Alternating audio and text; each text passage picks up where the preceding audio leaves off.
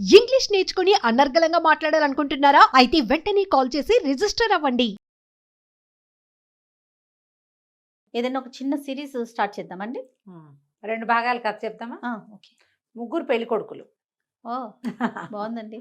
పూర్వం మగధ రాజ్యానికి అవంతి నగరం రాజధానిగా ఉండేది. ఆ అవంతి నగరానికి ఒక రాజుగారు ఉండేవారు. ఈయన పేరు కళింగవర్మ. ఆయనకు భార్య, ఒక కుమార్తె. కుమార్తె పేరు హైమవతి. పిల్ల చక్కగా బాగుండేది. అయితే ఏమైంది, వీళ్ళు ఏమనుకునేవాళ్ళంటే ఒక్కగానొక్క కూతురు అద్భుతమైన వాడికి ఇచ్చి పెళ్లి చేయాలని అనుకునేవాళ్ళు. వీళ్ళకి చాలా దూరంలో ఉన్న ఒక రాజ్యానికి కుంతిభోజుడని రాజుగారు ఉండేవారు. ఆయనకి 7గురో 8గురో కొడుకులు. వాళ్ళల్లో 7వ కొడుకైన జయభద్రుడు రాజు అవుతాడు, మహారాజు అవుతాడని జోస్యం చెప్పారట. హుహు. వీళ్ళు ఆ జయభద్రుడికి ఇచ్చి మన పిల్లని పెళ్లి చేస్తే రాణి అవుతుంది మన పిల్ల, వాడిది అద్భుతమైన జాతకం అని చెప్పారని విని చుట్టుపక్కల వాళ్ళ ద్వారా ఆ పిల్లాడికి పిల్లని ఇద్దామని చూశారు. ఓకే. కానీ కుంతిభోజుడు తన కుమారుడికి వధువు అన్వేషణ చేయగల. హ్మ్. ఇప్పుడు వాళ్ళ దగ్గర నుంచి రావాలి కదా, మా అబ్బాయి కోసం ఆడపిల్లని చూస్తున్నాం, మీ దగ్గర ఏమైనా ఉందా లేదా, మీ పిల్లని మాకు ఇవ్వండి, అటువంటిది ఏదో రావాలి. ఏమీ రాల. ఏం చేయాలో తెలియలే వీళ్ళకి. కానీ పిల్లని వెతుక్కుంటూ ఎవ్వరూ రాల. పిల్ల చక్కటిదే కానీ ఓకే. సంబంధాలు రాల. అప్పుడప్పుడు అట్లా అవుతుంది చూడు. అవును. అయితే వీళ్ళకి కొద్ది రోజులు గడిచాక 2 సంబంధాలు వచ్చినాయి. కాదు, కొన్ని వచ్చినాయి, వాటిల్లో 2 మంచి కాస్త బెటర్గా సెలెక్ట్ చేశారా? సెలెక్ట్ చేశారు. ఇది ఏమిటివి? కుంతల దేశానికి చెందినటువంటి ధనవర్మ, లాటరాజు కొడుకైనటువంటి గుణవర్మ. ధనవర్మకి డబ్బులే ఉన్నాయి కానీ చదువు లేదు. ఓ. గుణవర్మకి చదువు ఉంది కానీ వాళ్ళ రాజ్యం అప్పుల్లో ఉందని తెలిసింది. హుహు. ఏం చేయాలి, వాళ్ళ గుంతాలు పడుతున్నారు. అయితే రాజుకి రాణికి ఒకళ్ళకి ఆ అబ్బాయి, రెండో వాళ్ళకి ఈ అబ్బాయి నచ్చారు. ఏదో మాట్లాడుకున్నారు, మాట్లాడుకున్నప్పుడల్లా వాదించుకుని పోట్లాడుకునేవాళ్ళు. వాళ్ళకేముంది వీళ్ళకేముంది, పక్క చక్కగా ఉన్నాడు, రేపొద్దున సంపాదించుకోపోతారా, ఇలాంటివి ఏవో మాటలు వస్తాయి కదా. మా నాన్నకి ఇద్దరికి చెరుకో అబ్బాయి నచ్చాడు. రాజుగారు ఏం చేశాడు, రాజ్యాధికారం ఉన్నవాడు కాబట్టి, తండ్రి కాబట్టి కాస్త గట్టిగా గుణవర్మకి ఖాయం చేశాడు పిల్లని. అమ్మాయికి ఏం అభ్యంతరాలు లేవు పాపం, అదే ఊరుకుంది. ఎవరో ఒకళ్ళు వివాహం చేస్తాడు తండ్రి. ఈ గుణవర్మని వర్మకి వాళ్ళకి ఉత్తరాలు రాసి, మీరు తరలి రండి మా ఇంటికి, మా పిల్లనిచ్చి పెళ్లి చేస్తామని ఉత్తరాలు రాశారు. కానీ ఈవిడికి, రాణిగారికి ఏం గుణం కోలా, వాళ్ళ అప్పుల్లో ఉంటేను, ధనవర్మ అయితే వాడి దగ్గర డబ్బులు ఉన్నాయి, చదువుకోపోతే పోయాడు, మన పిల్ల చదువుకుంది కదా, రాజుకు చదువేందుకు, మంత్రులు లేరు, వాళ్ళందరూ ఉంటారు కాబట్టి రాజుకు చదువక్కర్లా అని చెప్పి ఆ ధనవర్మకి రహస్యంగా ఒక దూతను పంపించి, నా భర్త వేరే చోట పిల్లనివ్వాలనుకుంటున్నాడు, నేను మాత్రం మీకు ఇవ్వడానికే డిసైడ్ అయ్యాను, మీరు వచ్చి ఊళ్ళో దిగండి, పిల్లని మీకు అప్పచెప్తాను, వివాహం చేసుకుని తీసుకెళ్ళిపోండి, వివాహం అయ్యాక ఆనాక ఏం చేస్తారు, ఆనకు చేసేదేం లేదు అని ఈవిడ ఉత్తరం రాసి ఒక మనిషిని ఇచ్చి పంపించింది. ఈ ధనవర్మ ఆయనకు పెద్దగా చదువు లేదని కుర్రాడికి ప్రచారంలో ఉంది, వాడికి మంచి సంబంధాలు రావట్లా. ఈ హైమవతి అందగత్తెని, ఈ రాజ్యానికి మంచి పేరుంది, అవంతి నగరానికి చాలా మంచి పేరుంది, అవంతి నగరం కూడా మందే అవుతుందని ఇవన్నీ ఆలోచించుకుని వస్తానని ఉత్తరం రాశాడు. సరే, ఏమైంది, గుణవర్మ దిగాడు మంది మార్బలంతో, రాజుగారు ఏర్పరిచిన పెద్ద విడిదిలో దిగాడు. ధనవర్మ కూడా రాణిగారు రహస్యంగా ఏర్పరిచినటువంటి ఒక మారుమూల భవనంలో సుమారైన మంది మార్బలం వారు పెద్దగానే దిగాడు. ఈ వచ్చిన పెళ్లి చుట్టాల్లో ఈ కొత్తగా వచ్చిన రెండో పెళ్లి చుట్టాలు ఎవరికి అర్థం కాల. ఓకే. గుంపంతా ఒకలాగానే ఉంది. పైగా పెళ్ళిళ్ళు అనేసరికల్లా ఎక్కువగా మగవాళ్ళు వస్తారు. ఈ మగ గుంపులో అందరూ ధనుర్బాణాలును గద అవి ఇవి కత్తి, వరలో కత్తులు, మీసాలు, పుస్తీలు అవి ధరించిన వాళ్ళే ఉన్నారు, తలపాగాలు. ఈ 2 వేరు గుంపులు వచ్చాయని పెద్దగా జనానికి అర్థం కాల. దిగేశారు. దిగేసిన తర్వాత ఏం చేసింది రాణిగారు, ముందు రోజు పొద్దున పెళ్లి కూతురుని చేశాక సాయంకాలము ఒక దాసి మంచి జమాజట్టిలాగా ఉన్నదాన్ని ఒకదాన్ని ఎంచుకుని, పూసే రాకుమార్తెని పూల బుట్టలో కూర్చోబెడతాము, ఆ బుట్ట నెత్తి మీద ఎక్కించుకుని తీసుకుపో. రాజకుమార్తె కొంచెం 7 మల్లెలు ఎత్తు సుకుమారే. ఆ దాసి పనిచేసేది అది 6 అడుగులు ఉండేది. కొంచెం హఠాకటాగా ఉన్నవాళ్ళు మోసేస్తారు. అక్కడి నుంచి ఏం చేశారు, ఈ రాజకుమార్తెను ఒక బుట్టలో పెట్టి బుట్ట దాసిదాన్ని నెత్తికెక్కించారు. నెత్తికెక్కిస్తే అది మెల్లిగా తీసుకెళ్తోంది. ఈ బుట్ట పెళ్లివాళ్ళ తాలూకే బుట్టలు, పువ్వుల బుట్టలు అవి వస్తాయి కదా, పట్టించుకోవాలి. ఇంతలో ఏమైంది, అక్కడ ఆ పూట ఒక 2-3 రోజులుగానే వీళ్ళకి ఒక పీలర్ వచ్చింది. ఈ దొంగలు బాగా దోపిడీ దొంగలు తిరుగుతున్నారు ఊళ్ళో అని. ఓహో. ఇప్పుడు పెళ్లి సమూహాలు అవి వచ్చినప్పుడు ఈజీ దొంగతనాలు. ఎవరెవరో తెలీదు. అవునవును. వీళ్ళ మొహాలు వాళ్ళ మొహాలు ఒకళ్ళకొకళ్ళు తెలీదు. దాసదాసి గణం వస్తారు. ఆడవాళ్ళు పెళ్లికి తరలి వచ్చినా కూడా చిన్న సమూహం ఉంటుంది. ఈ సెక్యూరిటీ పెళ్లి వాళ్ళ పేరుతోటి వెళ్ళిపోయి వాళ్ళని బెదిరించి తీసేసుకోవచ్చు. దొంగలు చేరారు ఊళ్ళో. ఈ దాసి బుట్టలు పెట్టుకుని తీసుకెళ్తూ ఎక్కడైతే ధనవర్మ వాళ్ళు దిగి ఉన్నారో ఆ వైపుకి తీసుకెళ్ళటం మొదలుపెట్టి ఓకే. ముందుకెళ్ళేసరికల్లా అక్కడేదో చిన్న అగ్ని ప్రమాదం జరిగింది. ఆ రోడ్డులో తాటాకు పందిళ్ళేవో వేసున్నాయి. ఓ పందిరి అంటుకున్న సార్ అంతా హాహాకారాలు, గందరగోళం, అరుపులు, కేకలు. ఎవరెటు వెళ్తున్నారో అర్థం కాలేదు. ఇట్లాగే ఉంటుంది. అవును. పైగాను వీళ్ళు కొత్తగా ఆ ఊరికి వచ్చిన వాళ్ళు కదా, ఈ ధనవర్మ తాలూకు వాళ్ళు. ఇక్కడ పద్ధతులు ఏంటో తెలీదు. ఏ పక్కకైనా వెళ్తే ఏ సందులో మాయమైపోతామో తెలీదు, గుర్తు తెలియదు కదా. అవును. దాంతో కాళ్ళు పడదొక్కుంటూ వాళ్ళంతా హైరాన్గా తిరుగుతుంటే ఈ దాసి దానికి ఏం చేయాలో తెలియక బుట్ట అక్కడ దించేసి పరిగెత్తేసరికల్లా ఈ మొత్తం ఇది అగ్ని అంతా ఆరి కొంచెం కాస్త జనం సర్దుకునే సమయానికి నిజంగానే దొంగలు దిగారు. ఈ దొంగలు దిగి అటు ఇటు చూసి ఈ పెళ్లి వాళ్ళ ఇంట్లోకి దూరి, వీడు పెళ్లి వాళ్ళంతా బయటకు వచ్చి నుంచున్నారు చాలా మంది. ఒకళ్ళు ఇద్దరు వెళ్తున్నారు. ఈ లోపలికి వెళ్తున్న దొంగలను చూసి సైనికులు ఉంటున్నారు, వాళ్ళకి తెలియదు. లోపల నుంచి చాలా పట్టుకొచ్చేసారు. ఈ పందిరికి ఎడం వైపుగా పెట్టున్న ఈ బుట్ట చూసి ఏదో తినుబండారాలో పువ్వులో ఏవో ఉండుంటాయి. ఈ బుట్ట కూడా లేవ తీసుకుని గుర్రం మీద పెట్టు తీసుకుపోయారు. అంతే కదా, వెళ్ళిపోయింది. రాణిగారు ఏమనుకుంటోంది, తెల్లవారుజామున ధనవర్మతో అమ్మాయికి వివాహం అయిపోయింది అనుకుంటుంది. వీళ్ళు తెల్లవారుధామ దాకా చూసి పిల్ల రాలేదు, ఏం చేయాలి, ఇంత దూరం అనవసరంగా వచ్చామని ధూమ్ధామ్ అనుకుంటున్నాడు ధనవర్మ. రాజుగారేమో తెల్లారి మామూలుగా పెళ్ళి అవుతుంది అనుకున్నాడు. తెల్లవారు చూస్తే రాకుమార్తె కనపట్టలేదు. అంతా వెతికారు. భార్య ఏదైనా చేసిద్దని ఆయన అనుకోలే. వెతుక్కున్నారు. రాత్రి దొంగలు పడ్డారు. అదైంది ఇదైంది ఏవో మాట్లాడారు. ఇంతలో ఏమైంది, ధనవర్మ దగ్గర నుంచి ఓ ఇద్దరు దాసీలు వచ్చి వివాహం సుసంపన్నం కాలేదండి, ఎందుకంటే రాజకుమార్తె రాలేదు. ఈవిడ కంగారు పడింది. ఇప్పుడు ఏమైపోయింది, ఆ దాసిని పట్టుకున్నారు. అది ఇంటికి వెళ్ళిపోయింది దాని దారిన. దాసిని పట్టుకొచ్చేసరికల్లా నాకేం తెలుసండి, మీరు ఇచ్చిన బుట్ట నేను అందులో రాజకుమార్తె ఉందని దానికి తెలియదు. బుట్ట నేను అక్కడ దింపెళ్ళిపోయాను. పెళ్లి వాళ్ళ ఇంటో దింపిరమ్మన్నారు. అక్కడేమో అగ్ని ప్రమాదము, ఇదంతా గందరగోళంగా ఉన్నారు. వాళ్ళకి పంపించాల్సిన బుట్ట వాకిట్లో ఉంటే వాళ్ళు లోపల పెట్టుకోరు, మరి పెట్టుకుంటారు. అందుకని నేను అక్కడ పెట్టేసి ఏదో పిల్ల ఏమైపోయింది. అక్కడి నుంచి 5-6 సైనికుల్ని ఒరే బాబు ఇట్లా బుట్టలో పెట్టాను వెతకంటారా అంటే వెతికినా ఏం లేదు, ఎక్కడా లేదు. ఇక చేసేదేం లేదు. వీళ్ళు ఏం చేశారు, దొంగలు బుట్టలతో మొత్తం సామాన్లన్నీ పట్టుకెళ్ళిపోయారు. పెళ్లి వాళ్ళు లూటీ అయిపోయారు. ఇంత పని చేసావని ధనవర్మ పిచ్చి కోపంలో ఉన్నాడు. మెల్లిగా మాటలు అటు ఇటు మారి ఇక్కడ ఇంకో పెళ్లి కొడుకున్నాడని, పెళ్లి కొడుకు దగ్గరికే పిల్లని పంపారని ఇది తెలిసిపోయింది. ఈ రోడ్డు మీదకి వెళ్ళిపోయిన గుర్రాలు సామాను దొంగలు వీళ్ళని పట్టుకుపోయారు కదా, వాళ్ళు ఎక్కడో అడవిలోకి ఎక్కడికో తీసుకెళ్ళి ఆ సామాన్లన్నీ పంచుకున్నారు. ఏమేమి ఉన్నాయి, అవి ఉన్నాయని. ఎప్పుడైతే ఈ బుట్ట గుర్రం మీద పెట్టారో దాన్ని పువ్వుల బుట్టగా నమ్మారు వాళ్ళు. ఓకే, లేదా తినుబండారాలు అందులో పంచుకునేందుకు ఏముంది, ఆ బుట్టను వదిలేశారు. వీళ్ళంతా కూర్చుని పంచుకుంటుండగా ఇంతలో పులి గాండ్రింపు వినపడింది. వినపడేసరికల్లా వీళ్ళు బెదర్లా దొంగలు. వాళ్ళు ఏమనుకున్నారంటే ఇంతమందిని చూస్తే పులి రాదు, ఎక్కడో గాండ్రిస్తుంది అంటారు. కానీ గాండ్రింపు విన్నవి గుర్రం ఒంటరిగా నిలబడింది. అది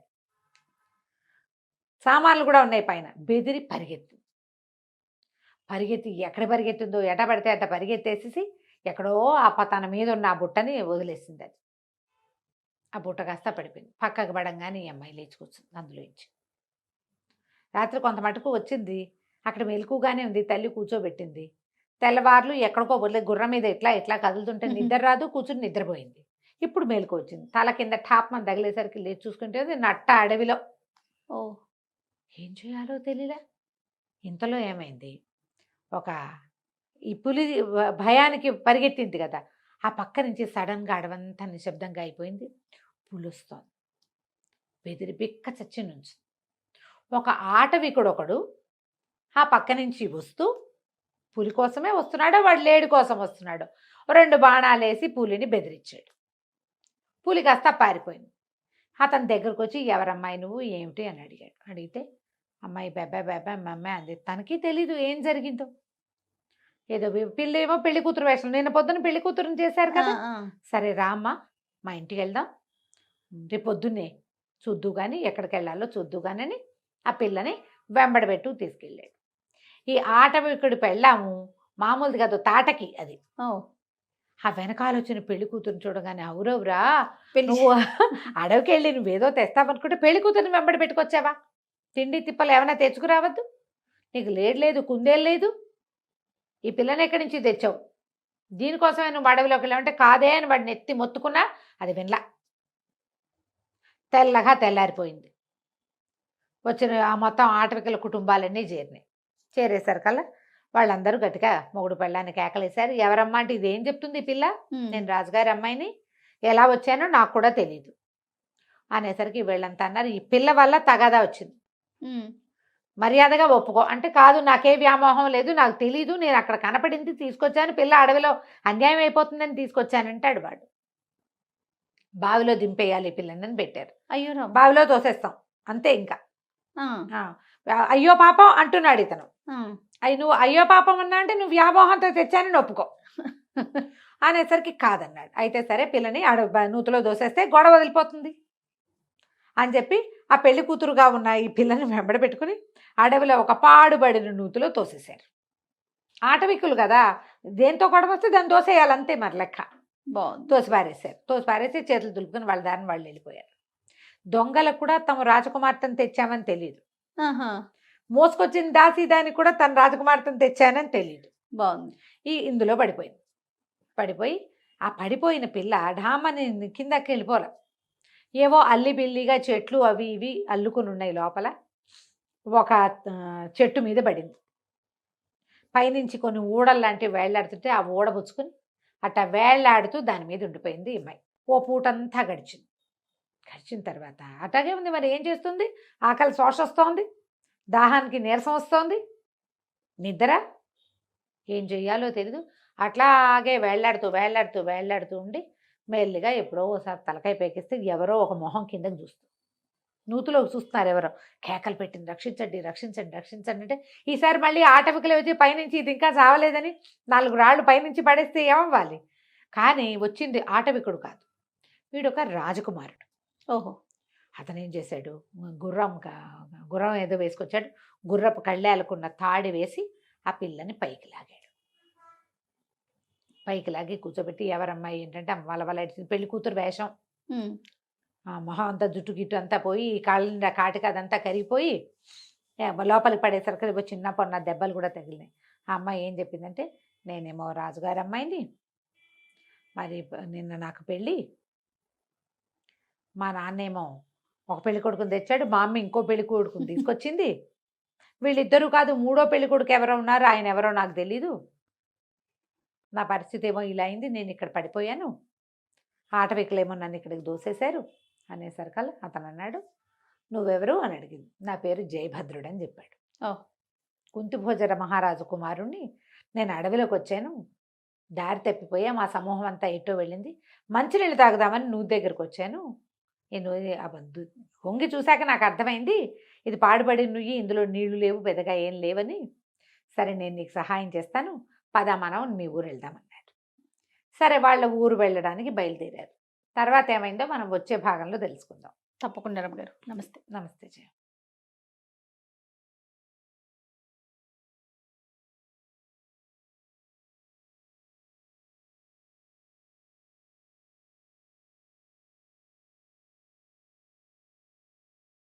రమ్మగారు, 3 పెళ్లి కొడుకులు సిరీస్ చెప్పుకుంటూ ఉన్నాం. వచ్చిన కొత్త రాజుతో కలిసి బయలుదేరితే ఎక్కడికో తీసుకొచ్చేసారు కదా. సరే వీళ్ళు ఏం చేశారు, మెల్లిగా గుర్రం ఎక్కి అమ్మాయిని ఎక్కించుకుని తీసుకుపోయి ఒక చిన్న టౌన్ లాంటి దానికి చేరితే అక్కడ ఒక సత్రంలో ఇద్దరు విశ్రాంతి తీసుకున్నారు. ఆహారం లేదు ఆ పిల్లకి, 2 పూటలు అయిపోయింది. సరే ఏదో తిన్నారు, విశ్రాంతి తీసుకుంటే అక్కడ కొంతమంది బ్రాహ్మలు ఎవరో మాట్లాడుకుంటున్నారు. ఈ అమ్మాయి తండ్రి హైమావతి తండ్రి. ఈ 2వ భాగానికి వచ్చేసరికి రాజుగారి పేర్లు మర్చిపోతారు, హైమావతి పేరు మాత్రం గుర్తుంది. ఈ అమ్మాయి వీళ్ళ రాజ్యం గురించి వాళ్ళు మాట్లాడుకుంటున్నారు బ్రాహ్మణులు. ఈ అమ్మాయి రాజ్యం గురించి. పిల్ల తప్పిపోయిందిట, అయితే ఇక అక్కడ తగాదాలు వచ్చి పెళ్లి కొడుకులు ఇద్దరు కొట్టుకున్నారు. రెండో పెళ్లి కొడుకులు నన్ను పెళ్లికే పిలిచారని ఈవిడ రాణిగారు రాసిన ఉత్తరము పంపించిన వీడిని ఎవరైతే వెళ్ళాడో దూత వాడిని గుర్తుపట్టేశాడు. దాంతో పిల్లకేమో కనపడలేదు, పిల్లని మాయం చేసింది రాణిగారేనని గొడవైంది. వాళ్ళు వచ్చి రాజుని నిలదీశారు. నిలదీసి ఇద్దరు ఏకమయ్యి మా ఇద్దరిలో ఎవరో ఒకళ్ళకి పిల్లనిచ్చి పెళ్లి చేస్తేనే నీ సంగతి కుదురుతుంది, లేకపోతే లేదని రాజుని రాణిని బంధించారు అని చెప్పుకుంటున్నారు. అదంతా వినయ్య ఇలా బోతిపోమని ఏడవటం మొదలుపెట్టింది హైమవతి. అయ్యో సుబ్బి పెళ్లి వెంకిసావుకు వచ్చినట్టు మా అమ్మ నాన్న అరెస్ట్ అయిపోయారు, నేనేమో ఇక్కడున్నాను అనేసరికి ఇతను అన్నాడు, నువ్వు కంగారు పడకు, నేను తీసుకెళ్తా, వీళ్ళిద్దరిలో ఎవరిష్టమో చెప్పు, వాళ్ళకి ఇచ్చి నిన్ను పెళ్లి చేస్తాను నేను అన్నాడు. చిచ్చి ఆ వెధవులు ఇద్దరు నాకు వద్దంది అమ్మాయి. ఇద్దరు వద్దు, నాకు ఇద్దరు అక్కర్లేదు, కానీ ఎవరు కావాలో అమ్మాయి ఏం చెప్పలే అతనికి. అదేలే, నాకు అక్కర్లేదు వాళ్ళని. సరే బయలుదేరి వెళ్దాం అనుకున్నారు. ఈ వెళ్ళే దారి వీళ్ళు ఎక్కడికో తెల్లవార్లు ప్రయాణం చేసి తీసుకొచ్చేశారు. వీళ్ళు సజావైన రూట్లో వెళ్ళాలంటే కొంత సమయం పడుతుంది. ఈ పిల్ల ఏం చేసింది, తన మెళ్ళలో వస్తువులు ఉన్నాయిగా, బంగారు పెళ్లి కూతురు అలంకారంలో ఉందిగా, ఒక వస్తువు అమ్మేసింది వీళ్ళు తిని వెళ్ళడానికి. ఆ వస్తువులు కొన్న వాళ్ళు వ్యాపారస్తులు, వీళ్ళకి డబ్బు అవసరం ఉంది కాబట్టి ఎక్కువ అదే ఆ వస్తువు పెద్దది తీసుకుని డబ్బులు తక్కువ వచ్చింది. కానీ ఇందులో పోయింది లాభం గూబల్లోకి తీసింది. ఈ రాజకుమార్తె కోసం వెతుకుతున్న రాజభటులు ఆ అమ్మాయి నగలకి ఒక ఫోటో రాయించారు. పెళ్లి కూతురుని చేసినప్పుడు ఆ అమ్మాయి ఏం నగలు వేసుకుందో ఒక పటం గీయించారు. రాజకుమార్తె పటం ఉంది, ఆమె ధరించిన నగల పటాలు ఉన్నాయి. మరి గుర్తు తెలియద్దు. అదేలే, మరి ధనవర్మ గుణవర్మ దగ్గర 2 కాపీలు ఉన్నాయి. ఈ పటం గుర్తు పట్టుకున్నటువంటి రాజభటులు రాజకుమార్తె నగలు కొన్న వాళ్ళని పట్టుకున్నారు. పట్టుకుని వాళ్ళని ఈడ్చుకుపోయారు. నువ్వు నగలు కొన్నావు అంటే నీకు తెలుసు, వాళ్ళకి జనరల్గా అంతే కదా, దొంగ నగలు పట్టుబడితే ఇక అట్లాగే అడుగుతారు. వాళ్ళని తీసుకుపోయారు. వీళ్ళు ఇదంతా తిరిగి మెల్లిగా తమ ఊరు చేరారు. ఊరు చేరితే ఈ అబ్బాయి ఏం చేశాడు, మనం డైరెక్ట్గా వెళ్ళొద్దు, దీనికి ఒక మార్గం ఆలోచిద్దాం అని చెప్పి ఒక ఇల్లు అద్దెకి తీసుకుని రాజకుమార్తెని మామూలు వేషంతో అందులో ప్రవేశపెట్టాడు. ప్రవేశపెట్టి ధనవర్మ గుణవర్మ ఇద్దరు ఇప్పుడు రాజులుగా ఉన్నారు, అంటే రాజ్యం వాళ్ళ చేతిలో ఉంది. అక్కడికి వెళ్ళి ఇద్దరితోటి ఫ్రెండ్షిప్ చేశాడు. ఇంచుమించు ముగ్గురు ఒకే రకమైన వయసు ఉన్న వాళ్ళు, ఇంచుమించుగా బోల్డంతా ఫ్రెండ్షిప్ చేశాడు. పాచికలాడటము, నాకు గుర్రం తోలటము, చదవచ్చు ఇదొచ్చు ఉన్నాయి కదా. పైగా నేను రాజకుమారుడు, ఎవరైనా మన రాజకుమారుడు మనలాంటి వాడే ఇంకొకటి అనేసరికి కొంచెం ఆసక్తి, ఇంట్రెస్ట్. ఈ కత్తి యుద్ధాల్లో వాటిలలో ఆసక్తి. తర్వాత ఏమో ఈ చెస్ ఆడటము, చక్కగా అలంకరించుకోవటము, తెలివిగల మాటలు మాట్లాడటంతో ఇద్దరితోటి ఫ్రెండ్షిప్ చేశాడు. ఫ్రెండ్షిప్ చేసి బాగా వాళ్ళ తాలూకు నమ్మకాన్ని చూరగొన్నాడు అనమాట. ఇతను లైన్లో పెట్టాడు. పెట్టిన తర్వాత ఆ మాట ఈ మాట మాట్లాడుతూ నీకు ఈ రాజకుమార్తెను పెళ్లి చేసుకోవాలని ఉందా అని కనుక్కున్నాడు. ఎందుకు లేదు, రాజకుమార్తెను పెళ్లి చేసుకుంటే రాజ్యం మనది. ధనవర్మకి రాజ్యం అప్పుల పాలైపోయి ఉన్నాడు, అతనికి ఎలాగైనా పెళ్లి కూతురు కావాలి, ఎలాగైనా సరే. రాజకుమార్తెను చేసుకుంటే ఏమవుతుంది, ఒక్కతే పిల్ల, రాజ్యం మందవుతుంది అంతేగా. పోనీ రేపొద్దున వాళ్ళకి ఒక కొడుకు పుట్టాడు అనుకో లేట్ వయసులో, అప్పుడు కూడా అర్ధరాజ్యం పిల్లకి ఇస్తారా, మనం మందే పెత్తనం. రాజశాలకుడు రాజుగారి అల్లుడు, రాజుగారి జామాతదే పెత్తనము, అలాగే కదా జరుగుతుంది. అందుకని అతను గుణవర్మ అంటాడు, మంది మార్బలంతో సహా తరలిచ్చాను నేను, అక్కడ అందరికీ చెప్పుకున్నాము మహాద్భుత సౌందర్యవతిని వివాహం చేసుకొస్తానని. సౌందర్యమే లేదు, వివాహము లేదు, ఇలా వెళ్తే అక్కడ పరువు పోదు, మరి పరువు పోతుంది. అతనికేమి ఈ రాజ్యం మీద ఆసక్తి లేదు, అతనికి అందగత్తైన పెళ్లి కూతురు మీద ఉంది. ఎవడికి కావాల్సింది వాడు చూస్తాడు చూడు. అక్కడి వీళ్ళిద్దరితో మాట్లాడి ఏమన్నాడంటే, నాకు 1000 రూపాయలు ఇస్తే గుణవర్మతో దగ్గరికి, గుణవర్మ దగ్గర డబ్బులు ఉన్నాయి కదా, ధనవర్మ దగ్గర డబ్బులు ఉన్నాయి చాలా. అతని దగ్గరికి వెళ్ళి ఏం చెప్పాడంటే, మీరు నాకు ఒక 2000 రూపాయలు ఇచ్చారంటే మీకు ఒక నిజం చెప్తా అనేసరికి, ఎంత కావాలని ఎంత ఇస్తాను, 1000 కాదు 2000 ఇస్తాను, నిజం చెప్పన్నాడు. మీరు తెలియదు కానీ ఈ రెండో వాడు ఉన్నాడే మిమ్మల్ని మోసం చేస్తున్నాడు, వాడికి ఆల్రెడీ పిల్ల దొరికేసింది పెళ్లి కూతురు, ఆమెను ఒక భవనంలో ఉంచాడు. ఆవిడ ఒక భవనంలో ఉంది, మీ అడ్డు తీరిపోయాక ఆమెను పెళ్లి చేసుకుని రాజాన్ని కొట్టేస్తాడు అనేసరికి ఆయన గుళ్ళు మండిపోయింది. వాడికి అవురవురా ఇంత పని చేస్తాడా, 1000 కాదు 2000 ఇస్తా, ఆ రాజకుమార్తె ఎక్కడుందో చూపించు, నిరూపించాలిగా, ఊరికే అనకూడదు మనం, రాజకుమార్తె నిరూపించాలి. ఇతను ఏం చేశాడు, జయభద్రుడు రెండో వాడి దగ్గరికి వెళ్ళాడు, రెండో పెళ్లి కొడుకు ధనవర్మ దగ్గరికి వెళ్ళి, మీ గుణవర్మ చాలా మోసం చేస్తున్నాడండి మిమ్మల్ని, ఎప్పుడూ దొరికేసింది రాజకుమార్తె, ఆ పూట పొరపాటున ఆ బుట్ట పువ్వుల బుట్ట ఎక్కడికో వెళ్ళిపోయింది, ఆ ఇంట్లో వాళ్ళు ఆయనే అసలు పెళ్లి కొడుకని ఆయనకు అప్పచెప్పారు, తెలిస్తే మీరు గొడవకు దిగుతారని పిల్లని ఇంకో చోట దాచిపెట్టాడు, ఒక మేడలో దాచారు అని చెప్పాడు. చెప్పేశారు కల్లా అవురా వీడు ఇంత పని చేస్తాడా, ముందు రాజకుమార్తెని సాక్ష్యం చూపించు నాకు. వీళ్ళిద్దరి దగ్గర చేరుకోపాఠము ఉంది. వీళ్ళు అమ్మాయిని చూడలా, ఫోటోవే చూశారు, ఫోటో కూడా కాదు చేత్తో గీసి చిత్రపటం. సరే ఈ ఇతను ఏం చేశాడు, మన జయభద్రుడు అప్పటిదాకా రాజకుమార్తెను ఉంచిన ఇల్లు మార్చి ఒక బ్రహ్మాండమైన ఇల్లు అద్దెకి తీసుకున్నాడు. చూపిస్తానన్నాడు, సాక్ష్యంతో సహా నిరూపించాలిగా, అనగానే పరిగెత్తుకుంటూ వెళ్ళిపోవు, దానికి కొంచెం ఏర్పాట్లు కావాలి. అంతేగా. ఏం చేశాడు, ఒక మధ్య నడవ, అటుపక్క కొన్ని గదులు ఇటుపక్క కొన్ని గదులు ఉండేలాగా ఏర్పరిచాడు. ఆ గదిలో ఎవడైనా మెసిలితే ఎదురుగుండా ఉన్న వాడికి కిటికీలోంచి చూసి తెలుసుకునేటట్టుగా. మనం చూస్తాం చూడు, మధ్యలో పెద్ద హాల్ ఉండి అటు ఇటు రూమ్స్ ఉన్న ఇల్లు కనపడుతుంటాయి, ప్లాన్డ్గా అలాంటి ఇల్లు తీసుకున్నాడు. ఈ నడవాని ఆనుకుని వెనక్కి ఒక మధ్యలో హాల్కి వెనక్కి ఒక గది, రాజకుమార్తెని సింపుల్గా అలంకారం చేసుకోమ్మా, నువ్వు వీణ వాయిస్తూ అక్కడ కూర్చో, రాత్రి తొందరగా పడుకోబోక, మామూలుగా 9 నిద్రపోతుంది, పడుకోవద్దు, లేట్ నైట్ వీణ వాయించుకుంటూ ఉండు, అక్కడే కూర్చో అని చెప్పాడు. చెప్పి ఏం చేశాడు, రాత్రి 9 అవ్వగానే బయలుదేరేసాడు, ముందు గుణవర్మని బయలుదేరేసి తీసుకొచ్చి ఈ నడవాలోంచి లోపలికి రాగానే ఒక పక్క కుడివైపున్న గదుల్లోకి ప్రవేశపెట్టి కొద్దిగా ముందుకు వెళ్ళి ఆ కిటికీలోంచి చూడండి రాజకుమార్తె కనపడుతోంది అన్నాడు. వీణ వాయించుకుంటూ కూర్చున్న రాకుమార్తెను చూసేసరికి గుణవర్మని నిర్కాంతపోయాడు. అవురవురా హైమవతి, ఇంత సౌందర్యం మామూలు వాళ్ళలో ఎట్టా ఉంటుంది, పైగా వీణ వాయించేస్తోంది, అమ్మాయి బాగా చదువుకుంది, వీణ వాయిస్తుందని తెలిసిందే, పటాన్ని ఆవిడ్ని పోల్చి చూస్తే ఆమెనని తెలిసింది. సరే మరి ధనవర్మ ఏంటంటే మీరు ఇక్కడే ఉండండి, నేను చూపిస్తాను మీకు అని చెప్పి మిన్ని గదిలో వదిలేసి పరిగెత్తుకుంటూ వెళ్ళి ధనవర్మని వెంట పెట్టుకొచ్చాడు. వెంట పెట్టుకొచ్చి ఎడం వైపు ఉన్న గదుల్లోకి ప్రవేశపెట్టాడు. ఈ ఎడం వైపు గదిలో ఉంచి ఆ రాజకుమార్తెను చూశాడు. అతనికి రాజకుమార్తె అవునో కాదో కూడా అక్కర్లా, ముందు అవును అనుకోవాలి అంతే. మనం చూసేసరికల్లా మరి వాడేటంటే అదిగో ఎదురుగుండా గదుల్లో తిరుగుతున్నాడు చూడమన్నాడు. ఎవరింటికైనా హాల్లోకి ఎవరైనా వెళ్తారు, గదుల్లోకి ఎవరైనా వెళ్తారా? అసలు ఆ గదులు మనవైతే ఈ ఎదురు బదురు గదుల్లో ఉన్న వాళ్ళిద్దరూ వీడిదే ఈ భావనమని నమ్మారు. పైగాను ఒక గ్రడ్జ్ ఉంటుంది, నాతో పాటు వీడు కూడా పోటీదారు అనగానే పైకి స్నేహంగా మాట్లాడినా లోపల ఒక ఫీలింగ్ ఉంటుంది కదా. తెల్లవారేసరికి కామ్గా ఇద్దరు ఎవరి దారిన వాళ్ళు బయటికి వెళ్ళిపోయారు. అది నడవాలోకి రాకుండా వెళ్ళిపోయే మార్గాలు ఉన్నాయి దానికి. అట్నుంచి అతన్ని పంపేశాడు, ఇట్నుంచి ఇతన్ని పంపించేశాడు. ధనవర్మ గుణవర్మ ఇద్దరు గదుల నుంచి బయటికి వెళ్ళిపోయారు. రాత్రంతా ఆలోచించుకున్నారు ఎట్లా వీడిని చేయటం. మర్నాడు పొద్దున సభకి రోజు వస్తున్నారు వాళ్ళు. రాజకుమార్తె దొరికిందా, ఎవరు దొరికారు, ఏం దొరికారు అంటే వ్యాపారస్తుల్ని ప్రవేశపెట్టారు. బంగారం అమ్మారు. బంగారం అమ్మినప్పుడు ఆమెతోటి ఎవరున్నారు, ఎవరో ఒక యువకుడు ఉన్నాడు.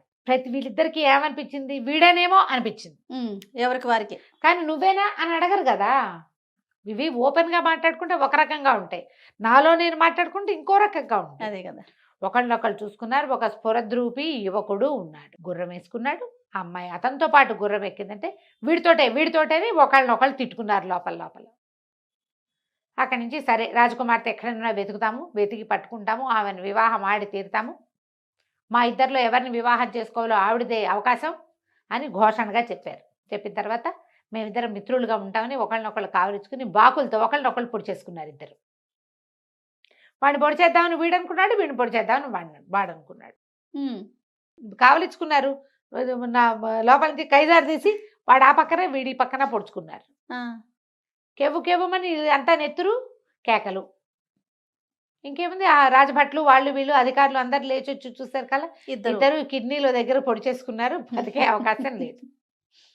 అక్కడి నుంచి లవో దీపమని వాళ్ళ సైనికులు వీళ్ళ సైనికులు ఇదేమిటి ఇట్లా అయిందని ఈ స్పృహ లేని రాజకుమారులను మోసుకుపోయారు. ఇప్పుడు దెబ్బలు తగలంగానే ఈ ఊళ్ళో పెట్టి వీళ్ళకి ఏం చేయించకూడదు, వాళ్ళ నాన్నల దగ్గరికి తీసుకుపోవాలి. ఈ లోపల ఉంటే పోతారు, పోతారు, ఉంటే ఉంటారు, లేకపోతే లేదు, అంతే ఇంకా కదా. అంతే కదా. అక్కడి నుంచి రథాల మీద వేసుకుని వాళ్ళంతా గుంపంతా పోయారు బయటికి, మొత్తం అంతా వెళ్ళిపోయారు. మధ్యాహ్నం అయ్యేసరికి రాజ్యం ఖాళీ అయిపోయింది. మరి మరణించిన రాకుమారుని పెట్టుకుని వాళ్ళు ఏం చేస్తారు? ఎప్పుడైతే హెడ్ పోయాడో సైనికులకు ఇంకా దిశానిర్దేశం చేసేవాడు ఎవడు ఉండడు. ఎవరిష్టం వాళ్ళదా? వెళ్ళిపోవటమే, వెనక్కి వెళ్ళిపోవాలి వాళ్ళు. అదేలే. నీకు యుద్ధాల్లో కూడా అవునవును. రాజు ఎవరైతే సైన్యాధ్యక్షుడు ఉన్నాడో వాడు పడిపోయాడంటే సైన్యానికి ఫోకస్ పోతుంది. అవును. లొంగిపోతారు, వెంటనే లొంగిపోతారు. వాళ్ళ పద్ధతి అది, వాళ్ళకి అది నేర్పిస్తారు. వీళ్ళు ఏం చేశారు? పొలవమంటూ ఎవడు రాజకుమారిని వాళ్ళని రథాల మీద వేసుకుని ఎవడు గుంపు పడిది చిన్న గుంపు, వీడిది ఒక్క రవ్వ పెద్ద గుంపు, అంతే. 2 గుంపులు మధ్యాహ్నానికి ఖాళీ అయిపోయింది. ఖాళీ అయిపోయేసరికల్లా ఈ అమ్మాయిని రాజ్యసభలో ప్రవేశపెట్టాడు జయభద్రుడు. అందరూ ఆశ్చర్యపోయారు. వెంటనే అమ్మాయి వెళ్ళి ఆ సైనికులకి, సైన్యాధ్యక్షుడికి అందరికీ ఆర్డర్ చేసిన మామని నాన్నని విడిపించండి. సైన్యాధ్యక్షుడు పరిగెత్తుకుంటూ వెళ్ళాడు, మంత్రి గారు పరిగెత్తుకుంటూ వచ్చాడు. వాళ్ళిద్దరిని విడిపించి తీసుకొచ్చారు. తల్లి పిల్ల కావలించుకున్నారు. జనం అంతా ఆనందోద్రేకంతో, పోన్లే రాకుమార్తె తప్పిపోయింది, కొంపనిపోయింది అనుకున్నాం, వెనక్కి తిరిగి వచ్చింది. ఎలా వచ్చావు, ఏమిటి, ఎలా వచ్చావు అంటే జయభద్రుడి వల్ల వచ్చారు. ఓకే. వాళ్ళు ఆశ్చర్యపోయారు. తప్పిపోయిన పెళ్లి కొడుకు, 3 పెళ్లి కొడుకులను చూస్తే వాళ్ళిద్దరూ అలా పోతే ఈ అబ్బాయి తీసుకొచ్చాడే. అప్పుడు వీళ్ళకి రాజకుమారులు ఇద్దరు ఇలా అయ్యారు. మరి మీరు ఎవరికి కావాలంటే వాళ్ళకి వివాహం చేసుకోండి మీ అమ్మాయిని, ఆమెకు సహాయం చేయడానికి తీసుకొచ్చాను అన్నాడు. బాబు నీకే కాళ్ళగడికి కన్యాదానం చేస్తామన్నారు వాళ్ళు. ఈ అమ్మాయి ఏమో నేను నిన్ను పెళ్లి చేసుకుంటానంటే. సరే అందరూ ఒప్పుకున్నారు, వివాహం అయింది. ఇప్పుడు జాతకంలో ఏం చెప్పారు? రాజు అవుతాడు జయభద్రుడు. 8 కుమారుల్లో 7వ వాడైన రాజు ఎట్లా అవుతాడు? జామాత ఇక్కడ రాజు అయ్యాడు అతను. వాడికి రాజు అయ్యే లక్షణం ఉంటే వాడు ఎక్కడో రాజు అవుతాడని నమ్మారు వీళ్ళు. వీళ్ళ రాజ్యానికే రాజు అయ్యాడు అతను. హైమావతిని వివాహం చేసుకుని జయభద్రుడు ఈ రాజ్యానికే రాజు అయ్యాడు. దీనికే రాజై తర్వాత ఇంకా చుట్టుపక్కల దేశాలు చాలా జయించి ఎంతో పేరు తెచ్చుకున్నాడు. ఇలా పెళ్లి కొడుకుల్ని మార్చుకుని చాలా కాలం 3 పెళ్లి కొడుకులు వచ్చారు రాకుమార్తె, కానీ కథలుగా చెప్పుకుంటూ ఉండేవాళ్ళు కథ కంచికి మనం ఇంటికి. బాగుందండి. నమస్తే. నమస్తే జయ.